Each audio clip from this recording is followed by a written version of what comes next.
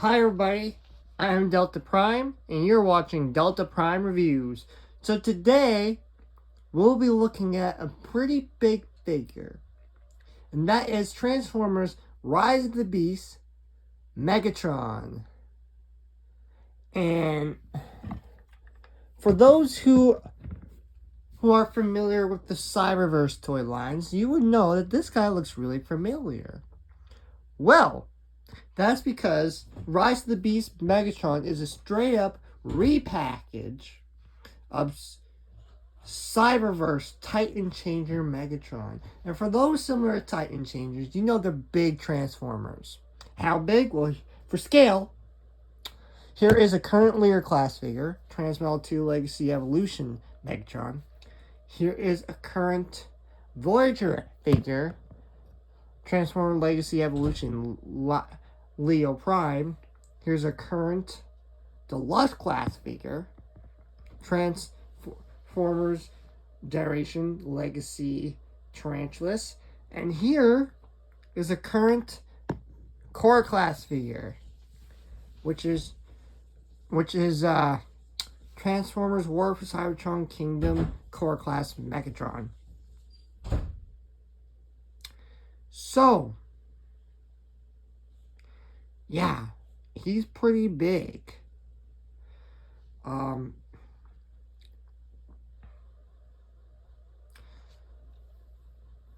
These three will have their reviews done when we get into the Beast era. So, and this one will be coming probably next week. So stay tuned for that. So yeah, he's a pretty big figure. Now, look at him and how big he is. You'd think he's a pretty heavy figure, would you not? Well, he's not. Let me tell you something.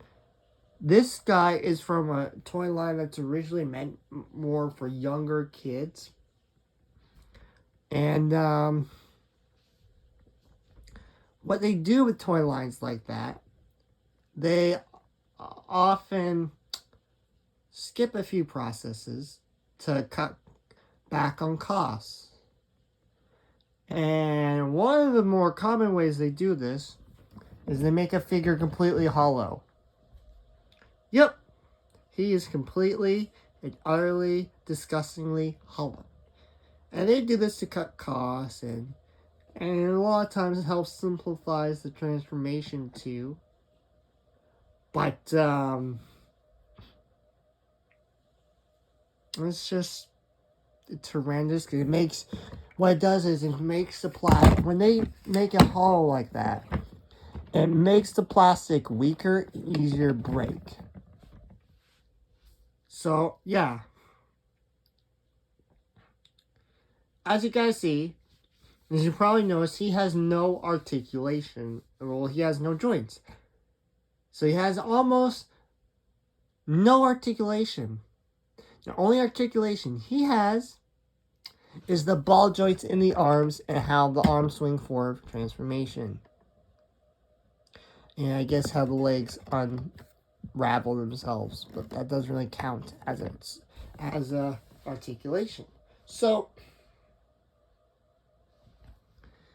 for accessories, he comes with this fusion cannon, which is painted in nice black detail, and he can hold it in on either peg hole in the arm, in the hand, like so, or classically on the side of his arm.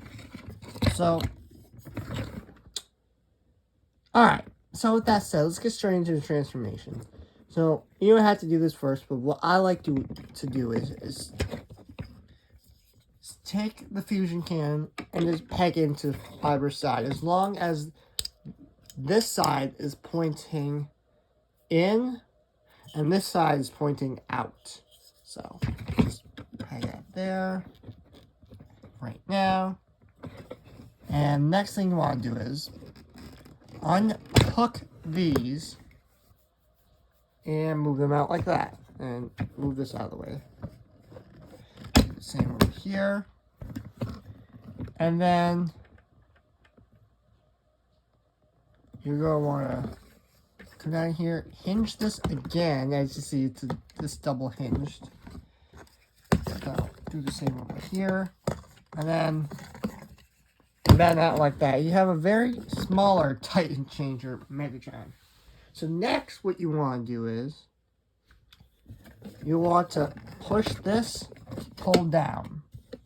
So push that, pull down, push in. Alright, so in case you guys didn't see that, let's do that again. So push out, pull down, push in. So now that you've done that, the next thing you want to do is collapse the arms in to make the tank turret. And the hardest part of this transformation is getting